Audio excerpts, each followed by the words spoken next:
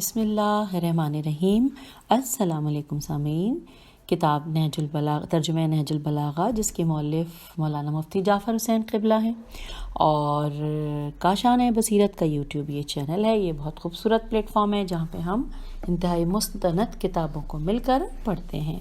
آئیے آج کی یہ جو پارٹ ہے، پارٹ 82 میں ہم پڑھنے جا رہے ہیں مولا کی جو ہم حکمات پڑھ رہے ہیں۔ ہم حکمت نمبر 235 سے آج کی ریڈنگ کا آغاز کریں گے، جو کہ پیج نمبر 875 ہی پر ہے۔ آغاز ہے کہ جی آپ علیہ السلام سے عرض کیا گیا کہ عقل مند کے اوصاف بیان کیجیے۔ فرمایا عقل مند وہ ہے جو ہر چیز کو، پیج 876، جو ہر چیز کو اس کے موقع و محل پر رکھے۔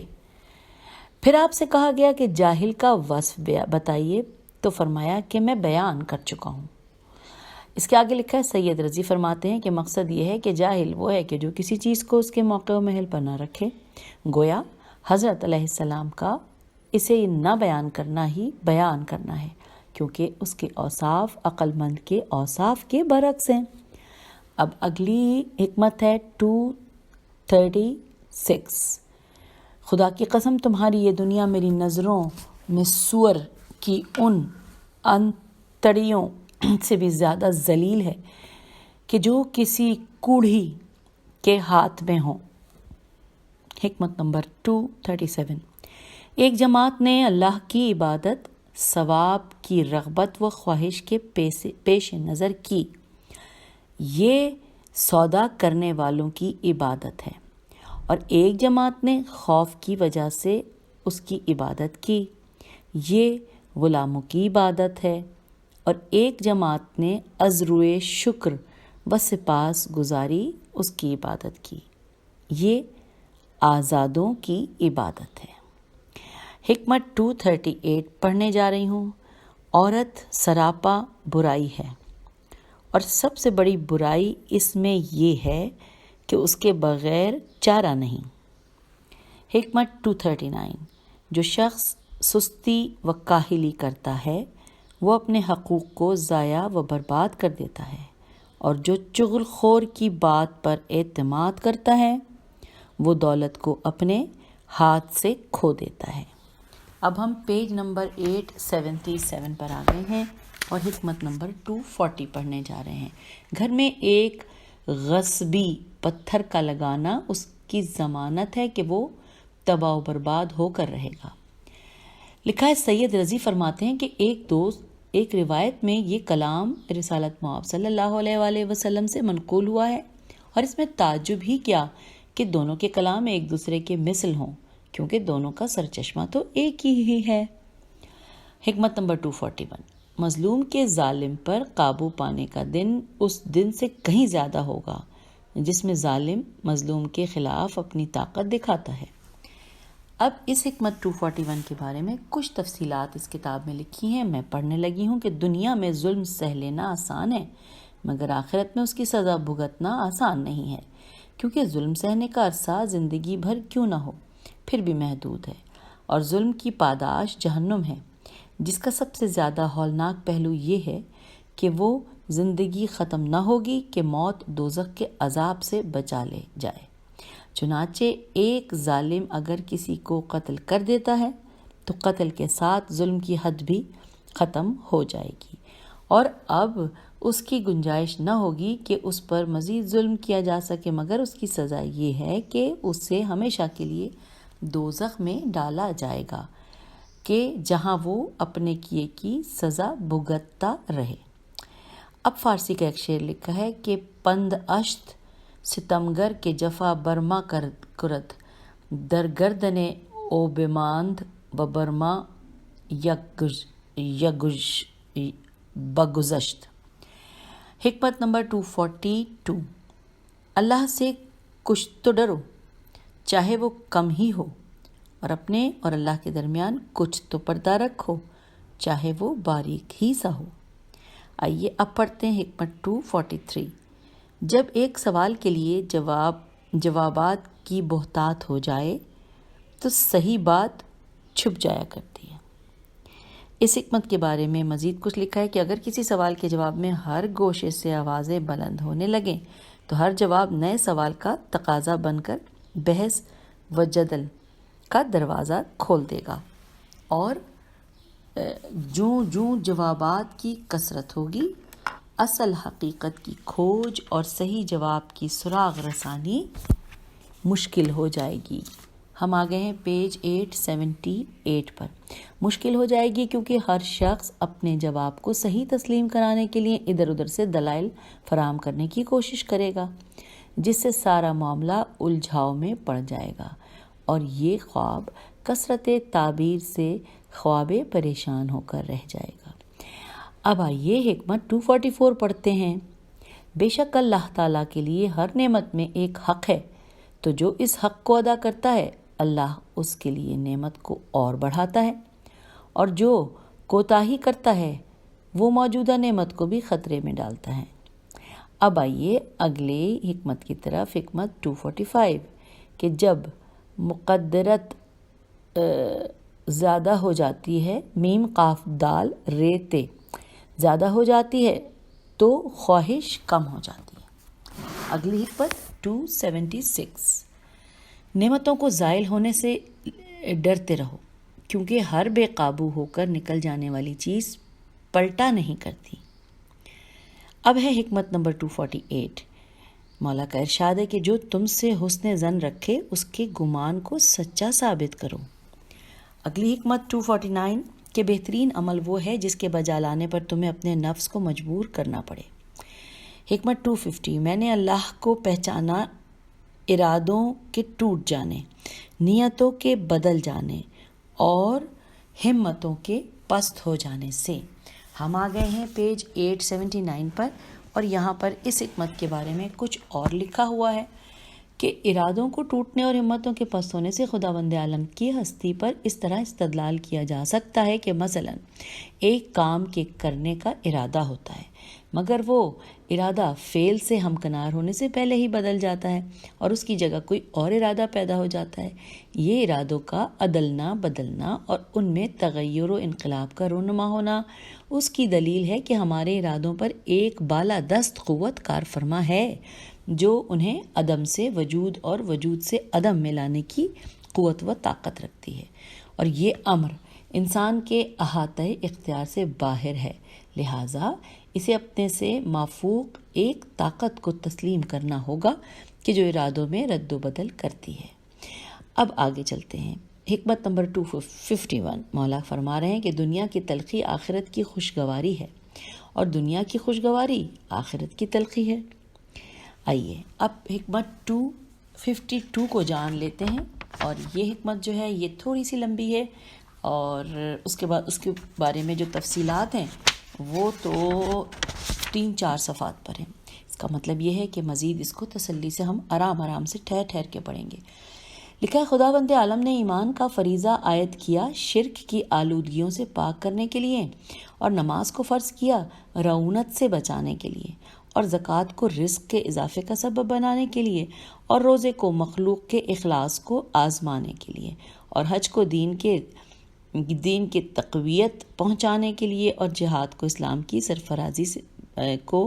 سرفرازی بخشنے کے لیے، اور امر بالمعروف کو اصلاح خلائق کے لیے، اور نہی عن المنکر کو سرپھروں کی روک تھام کے لیے، اور حقوق قرابت کے ادا کرنے کو یار و انصار کی گنتی بڑھانے کے لیے، اور قصاص کو خون ریزی کے انسداد کے لیے، اور حدود شرعیہ کے اجرا کو محرمات کی اہمیت قائم کرنے کے لیے، اور شراب خوری کے ترک کو عقل کی حفاظت کے لیے، اور چوری سے پرہیز کو پاک بازی کا باعث ہونے کے لیے، اور زناکاری سے بچنے کو نسب کے محفوظ رکھنے کے لیے، پیج 880 کے لیے، اور اغلام کے ترک کو نسل بڑھانے کے لیے، اور گواہی کو انکار حقوق کے مقابلے میں ثبوت مہیا کرنے کے لیے، اور جھوٹ سے علیحدگی کو سچائی کا شرف آشکارا کرنے کے لیے، اور قیام امن کو خطروں سے تحفظ کے لیے، اور امانتوں کی حفاظت کو امت کا نظام درست رکھنے کے لیے، اور اطاعت کو امامت کی عظمت ظاہر کرنے کے لیے۔ یہاں پہ یہ شرح مکمل ہوئی، لیکن اس کے بارے میں اب ہم تفصیلات پڑھیں گے۔ احکام شرع کی بعض حکمتوں اور مصلحتوں کا تذکرہ کرنے سے قبل ایمان کی غرض و غایت کا ذکر فرمایا ہے، کیونکہ ایمان شرعی احکام کے لیے اساس و بنیاد کی حیثیت رکھتا ہے، اور اس کے بغیر کسی شرع و آئین کی ضرورت کا احساس ہی پیدا نہیں ہوتا۔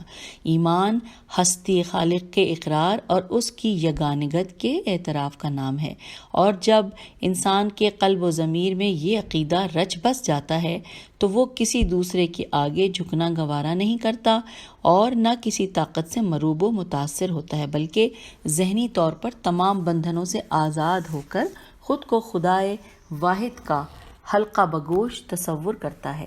اور اس طرح توحید سے وابستگی کا نتیجہ یہ ہوتا ہے کہ اس کا دامن شرک کی آلودگیوں سے آلودہ ہونے نہیں پاتا۔ اگلے پیراگراف میں لکھا ہے کہ نماز عبادات میں سب سے بڑی عبادت ہے، جو قیام و قعود اور رکوع و سجود پر مشتمل ہوتی ہے، اور یہ اعمال غرور و نخوت کے احساسات کو ختم کرنے، کبر و انانیت کو مٹانے اور عجز و فروتنی کے پیدا کرنے کا کامیاب ذریعہ ہے، کیونکہ متکبرانہ افعال و حرکات سے نفس میں تکبر و رعونت کا جذبہ ابھرتا ہے، اور منکسرانہ اعمال سے نفس میں تزلزل و خشوع کی کیفیت پیدا ہوتی ہے، اور رفتہ رفتہ ان اعمال کی بجا آوری سے انسان متواضع و منکسر المزاج ہو جاتا ہے۔ چنانچہ وہ عرب کے جن کے کبر و غرور کا یہ عالم تھا کہ اگر ان کے ہاتھ سے کوڑا گر پڑتا تھا تو اسے اٹھانے کے لیے جھکنا گوارا نہ کرتے تھے، اور چلتے ہوئے جوتی کا تسمہ ٹوٹ جاتا تھا تو جھک کر اسے درست کرنا عار سمجھتے تھے۔ سجدوں میں اپنے چہرے خاک مذلت پر بچھانے لگے، اور نماز جماعت میں دوسرے کے قدموں کی جگہ پر اپنی پیشانیاں رکھنے لگے، اور غرور و عصبیت جاہلیت کو چھوڑ کر اسلام کی صحیح روح سے آشنا ہو گئے۔ اب اگلے پیراگراف میں لکھا ہے رکعت، رے کاف پہ کھڑا زبر ہے، واو اور پھر گولتا، اور اس میں لکھا ہے کہ یعنی ہر باستطاعت اپنے اعمال میں سے ایک مقررہ مقدار سال بسال ان لوگوں کو دے کہ جو وسائل حیات سے بالکل محروم یا سال بھر کے آذوقہ کا کوئی ذریعہ نہ رکھتے ہوں۔ یہ اسلام کا ایک اہم فریضہ ہے، جس سے غرض یہ ہے کہ اسلامی معاشرے کی کوئی فرد محتاج و مفلس نہ رہے، اور احتیاج و افلاس سے جو برائیاں پیدا ہوتی ہیں ان سے محفوظ رہیں۔ پیج 881 پہ ہم آ گئے، ان سے محفوظ رہیں، اور اس کے علاوہ یہ بھی مقصد ہے کہ دولت چلتی پھرتی اور ایک ہاتھ سے دوسرے ہاتھ میں منتقل ہوتی رہے اور چند افراد کے لیے مخصوص ہو کر نہ رہ جائے۔ اگلا ہے پوائنٹ روزہ اس حکمت میں، اس کے بارے میں لکھا ہے کہ وہ عبادت ہے جس میں ریا کا شائبہ نہیں ہوتا اور نہ حسن نیت کے علاوہ کوئی اور جذبہ کار فرما ہوتا ہے۔ چنانچہ تنہائی میں جب کہ بھوک بے چین کیے ہوئے ہو اور پیاس تڑپا رہی ہو، نہ کھانے کی طرف ہاتھ بڑھتا ہے نہ پانی کی خواہش بے قابو ہونے دیتی ہے، حالانکہ اگر کھا پی لیا جائے تو کوئی پیٹ میں جھانک کر دیکھنے والا نہیں ہوتا مگر ضمیر کا حسن اور خلوص کا جو ہر نیت کو ڈاواں ڈول نہیں ہونے دیتا، اور یہی روزے کا سب سے بڑا فائدہ ہے کہ اس سے عمل میں اخلاص پیدا ہوتا ہے۔ اگلا پوائنٹ اسی حکمت کے سمجھانے میں لکھا ہے حج کے بارے میں، لکھا ہے کہ حج کا مقصد یہ ہے کہ حلقہ بگوشان اسلام اطراف و اکناف عالم سے سمٹ کر ایک مرکز پر جمع ہوں تاکہ اس عالمی اجتماع سے اسلام کی عظمت کا مظاہرہ ہو اور اللہ کی پرستش و عبادت کا ولولہ تازہ اور آپس میں روابط سے کے قائم کرنے کا موقع حاصل ہو۔ اگلا پوائنٹ جہاد، اس کا مقصد یہ ہے کہ جو قوتیں اسلام کی راہ میں مزاحم ہوں ان کے خلاف امکانی طاقتوں کے ساتھ جنگ آزما ہوا جائے تاکہ اسلام کو فروغ و استحکام حاصل ہو۔ اگرچہ اس راہ میں جان کے لیے خطرات پیدا ہوتے ہیں اور قدم قدم پر مشکلیں حائل ہوتی ہیں، مگر راحت ابدی و حیات دائمی کی نوید ان تمام مصیبتوں کو جھیل لے جانے کی ہمت بندھاتی رہتی ہیں۔ اگلا پوائنٹ ہے امر بالمعروف اور نہیں عن المنکر، دوسروں کو صحیح راہ دکھانے اور غلط روی سے باز رکھنے کا ایک مؤثر ذریعہ ہے۔ اگر کسی قوم میں اس فریضے کے انجام دینے والے ناپید ہو جاتے ہیں تو پھر اس کو تباہی سے کوئی چیز نہیں بچا سکتی اور وہ اخلاقی و تمدنی لحاظ سے انتہائی پستیوں میں گر جاتی ہے۔ اسی لیے اسلام نے اور فرائض کے مقابلے میں اسے بڑی اہمیت دی ہے اور اس سے پہلو بچا لے جانے کو ناقابل تلافی جرم قرار دیا ہے۔ پھر اگلا ہے پوائنٹ صلہ رحمی۔ اس کے بارے میں لکھا ہے کہ یہ ہے کہ انسان اپنے قرابت داروں کے ساتھ حسن سلوک سے پیش آئے اور کم از کم باہمی سلام و کلام کا سلسلہ قطع نہ کرے تاکہ دلوں میں صفائی پیدا ہو اور خاندان کی شیرازہ بندی ہو کر یہ بکھرے ہوئے افراد کے دوسرے کے دست و بازو ثابت ہوں۔ اگلا پوائنٹ ہے قصاص، قاف صاد الف صاد۔ یہ ایک حق ہے جو مقتول کے وارثوں کو دیا گیا ہے کہ وہ قتل کے بدلے میں قتل کا مطالبہ کریں تاکہ پاداش جرم کے خوف سے آئندہ کسی کو قتل کی جرت نہ ہو سکے اور وارثوں کے جوش انتقام میں ایک جان سے زیادہ جانوں کے ہلاک ہونے کی نوبت نہ پہنچے۔ بے شک عفو و درگزر اپنے مقام پر فضیلت رکھتا ہے، مگر جہاں حقوق بشر کی پامالی اور امن عالم کی تباہی کا سبب بن جائے اسے اصلاح نہیں قرار دیا جا سکتا، بلکہ اس موقع پر قتل و خون ریزی کے انسداد اور احتیاط انسانی کی بقا کا واحد ذریعہ قصاص ہی ہوگا۔ چنانچہ ارشاد قدرت ہے۔ ارشاد قدرت پڑھنے سے پہلے بتا دوں ہم 882 صفحے پر آ گئے ہیں اور ابھی ہم حکمت نمبر 252 کے بارے میں جو تفصیلات تھیں وہی جان رہے ہیں۔ آئیے میں پھر سے وہیں سے سلسلہ جوڑوں جہاں سے میں نے منقطع کیا تھا کہ اور حیات انسانی کی بقا کا واحد ذریعہ قصاص ہی ہوگا۔ چنانچہ ارشاد قدرت ہے، ترجمہ اے عقل والو تمہارے لیے قصاص میں زندگی ہے۔ یہاں پہ ترجمہ مکمل ہوا۔ اس کے بعد ہے اگلی چیز اجزائے حدود۔ لکھا ہے اجزائے حدود کا مقصد یہ ہے کہ محرمات الہی کے مرتکب ہونے والے کو جرم کی سنگینی کا احساس دلایا جائے تاکہ وہ سزا و عقوبت کے خوف سے منہیات سے میم نون ہے یہ الف تے سے اپنا دامن بچا کر رکھے۔ اگلی چیز ہے شراب ذہنی انتشار، پراگندگی، حواس اور زوال عقل کا باعث ہوتی ہے، جس کے نتیجے میں انسان وہ کبھی فعل کر گزرتا ہے کہ جن کی ہوش و حواس کی حالت میں اسے توقع نہیں کی جا سکتی۔ اس کے علاوہ یہ صحت کو تباہ و طبیعت کو وبائی امراض کی پذیرائی کے لیے مستعد کر دیتی ہے، اور بے خوابی، ضعف اعصاب اور تقرص وغیرہ امراض اس کا لازمی خاصہ ہیں، اور انہی مفاد و مفاسد کو دیکھتے ہوئے شریعت نے اسے حرام کیا ہے۔ اگلا لکھا ہے سرقاسین رے قاف ہے، یعنی دوسروں کے مال میں دست درازی کرنا، اور وہ کبھی عادت ہے کہ جو حرص اور ہوائے نفس کے غلبے کی وجہ سے پیدا ہوتی ہے، اور چونکہ مشتہیات نفس کو حد افراد الف فے رے الف توئے سے ہٹا کر نقطۂ اعتدال پر لانا عفت کہلاتا ہے، اس لیے بڑھتی ہوئی خواہش اور طمع کو روک کر چوری سے اجتناب کرنا عفت کا باعث ہوگا۔ اس کے بعد اگلی ہیڈنگ ہے زنا والواتے کو اس لیے حرام کیا گیا ہے کہ نسب محفوظ رہے اور نسل انسانی پھلے پھولے اور بڑھے، کیونکہ زنا سے پیدا ہونے والی اولاد ہی نہیں قرار پاتی کہ اس سے نسبت ثابت ہو، اس لیے اسے مستحق میراث نہیں قرار دیا جاتا، اور خلاف فطرت افعال سے نسل کے بڑھنے کا سوال ہی پیدا نہیں ہوتا۔ اس کے علاوہ ان قبیح افعال کے نتیجے میں انسان ایسے امراض میں مبتلا ہو جاتا ہے جو قطع نسل کے ساتھ زندگی کی بربادی کا سبب ہوتی ہے۔ اگلا ہے قانون شہادت کی اس لیے ضرورت ہے کہ اگر ایک فریق دوسرے فریق کے کسی حق کا انکار کرے تو شہادت کے ذریعے اپنے حق کا اثبات الف سے بے الف تے کر کے اسے محفوظ کر سکے۔ اگلا ہے کذب و دروغ۔ اس سے اجتناب کا حکم اس لیے ہے تاکہ اس کی ضد یعنی صداقت کی عظمت و اہمیت نمایاں ہو اور سچائی کے مصالح و منافع کو دیکھ کر جھوٹ سے پیدا ہونے والی اخلاقی کمزوریوں سے بچا جائے۔ اگلا لکھا ہے سلام، اور سلام کے بارے میں یہاں پہ جو تفصیلات ہیں وہ بھی میں پڑھوں گی، لیکن حاشیے میں پڑھنے کو بھی کہا ہوا ہے تو وہ بھی پڑھ دوں گی۔ پہلے جو لکھا ہے وہ پڑھ لیتے ہیں۔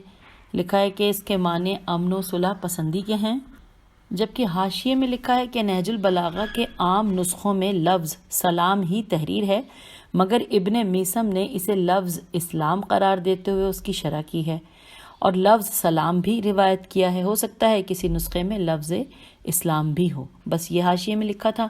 آئیے دوبارہ سے پڑھتے ہیں۔ لکھا ہے سلام کے معنی امن و صلح پسندی کے ہیں، اور ظاہر ہے کہ صلح پسندانہ روش خطرات سے تحفظ اور جنگ و جدال کی روک تھام کا کامیاب ذریعہ ہے۔ عموماً شارحین نے سلام کو باہمی سلام و دعا کے معنی میں لیا ہے، مگر سیاق کلام اور فرائض کے ذیل میں اس کا تذکرہ اس معنی کی تائید نہیں کرتا۔ بہرحال اس معنی کی روح سے سلام خطرات سے تحفظ کا ذریعہ ہے۔ پیج 883 کا ذریعہ اس طرح ہے کہ اسے امن و سلامتی کا شعار سمجھا جاتا ہے، اور جب دو مسلمان آپس میں ایک دوسرے پر سلام کرتے ہیں تو اس کے معنی یہ ہوتے ہیں کہ وہ ایک دوسرے کی خیر خواہی و دوستی کا اعلان کرتے ہیں، جس کے بعد دونوں ایک دوسرے سے مطمئن ہو جاتے ہیں۔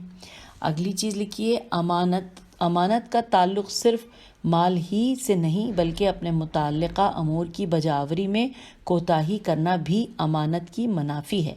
تو جب مسلمان اپنے فرائض و متعلقہ امور کا لحاظ رکھیں گے تو اس سے نظم و نسق ملت کا مقصد حاصل ہوگا اور جماعت کی شیرازہ بندی پایہ تکمیل کو پہنچے گی۔ اور اگلا پیراگراف ہے جو کہ آخری ہے اس حکمت نمبر 252 کو، جو ہم اس کی تفصیلات جان رہے ہیں۔ لکھا ہے امامت۔ امامت کے اجرا کا مقصد یہ ہے کہ امت کی شیرازہ بندی ہو اور اسلام کے احکام تبدیل و تحریف سے محفوظ رہیں، کیونکہ اگر امت کا کوئی سربراہ اور دین کا کوئی محافظ نہ ہو تو نہ امت کا نظم و نسق باقی رہ سکتا ہے اور نہ احکام دوسرے کی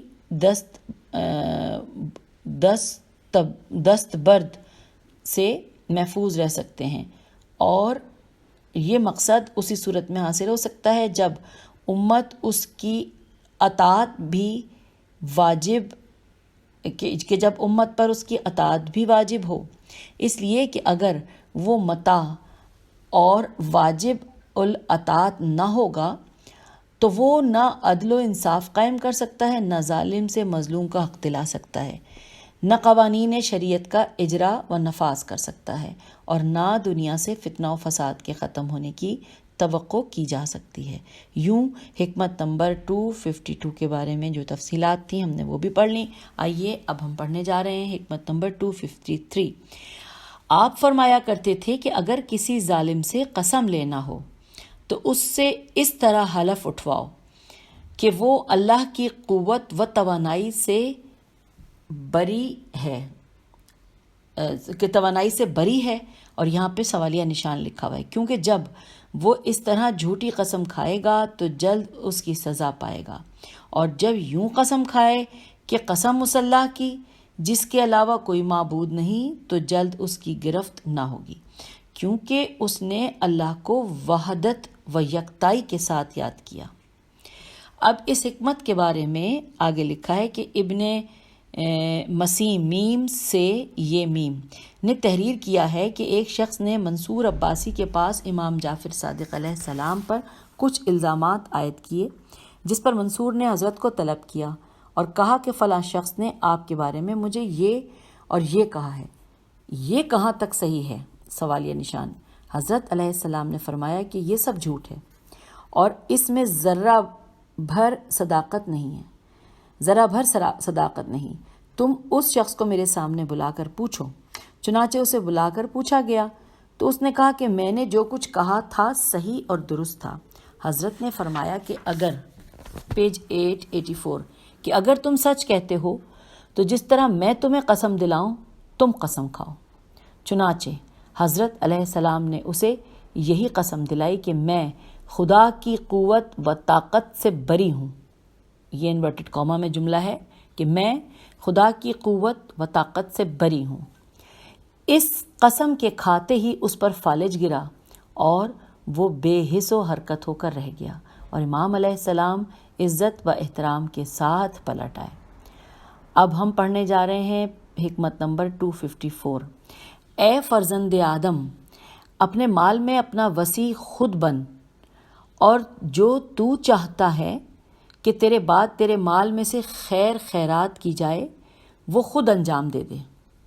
اب اس کے بارے میں 4 لائنیں ہیں اس کتاب میں پڑھ رہی ہوں۔ لکھا ہے مطلب یہ ہے کہ جو شخص یہ چاہے کہ اس کے مرنے کے بعد اس کے مال کا کچھ حصہ امور خیر میں صرف کیا جائے تو اسے موت کا انتظار نہ کرنا چاہیے، بلکہ جیتے جی جہاں صرف کرنا چاہتا ہے صرف کر جائے، اس لیے کہ ہو سکتا ہے کہ اس کے مرنے کے بعد اس کے وارث اس کی وصیت پر عمل نہ کریں یا اسے وصیت کرنے کا موقع ہی نہ ملے۔ اس کے بعد حکمت نمبر 255 کو ہم پڑھنے جا رہے ہیں۔ لکھا ہے غصہ ایک قسم کی دیوانگی ہے، کیونکہ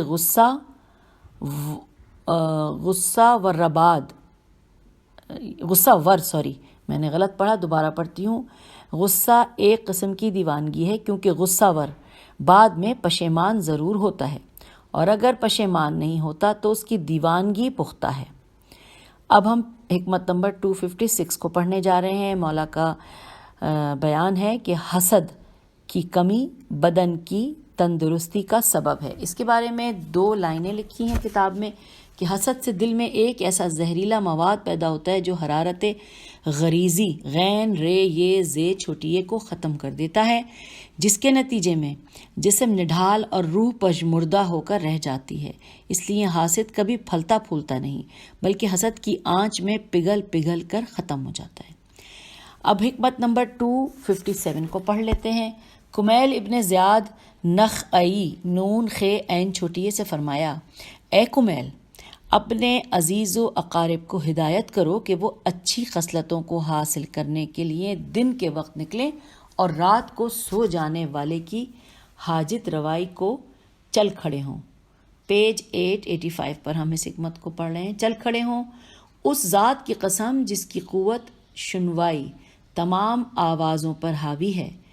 جس کسی نے بھی کسی کے دل کو خوش کیا تو اللہ اس کے لیے اس سرور سے ایک لطف خاص خلق فرمائے گا۔ جب بھی اس پر کوئی مصیبت نازل ہو تو وہ نشیب میں بہنے والے پانی کی طرح تیزی سے بڑھے اور اجنبی اونٹوں کو ہکانے کی طرح اس مصیبت کو ہکا کر دور کرے۔ اب ہم پڑھنے جا رہے ہیں حکمت نمبر 258۔ جب تنگ دست ہو جاؤ تو صدقے کے ذریعے اللہ سے بیوپار کرو۔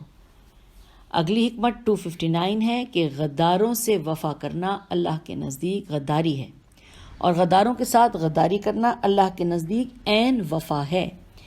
اور اب حکمت نمبر 260 لکھا ہے، کتنے ہی لوگ ایسے ہیں جنہیں نعمتیں دے کر رفتہ رفتہ عذاب کا مستحق بنایا جاتا ہے، اور کتنے ہی لوگ ایسے ہیں کہ جو اللہ کی پردہ پوشی سے دھوکہ کھائے ہوئے ہیں اور اپنے بارے میں اچھے الفاظ سن کر فریب میں پڑ گئے، اور مہلت دینے سے زیادہ اللہ کی جانب سے کوئی بڑی آزمائش نہیں۔ اس کے بارے میں لکھا ہے مزید کہ سید رضی کہتے ہیں کہ یہ کلام پہلے بھی گزر چکا ہے مگر یہاں اس میں کچھ عمدہ اور مفید اضافہ ہے۔ تو سامعین، پیج 885 پر ہم نے حکمت 260 کو مکمل کیا اور اس آڈیو کا بھی اختتام یہاں پہ کرنے جا رہی ہوں۔ انشاءاللہ اگلی آڈیو میں زندگی رہی تو پھر اس سے آگے پڑھیں گے۔ خدا حافظ، فی امان اللہ۔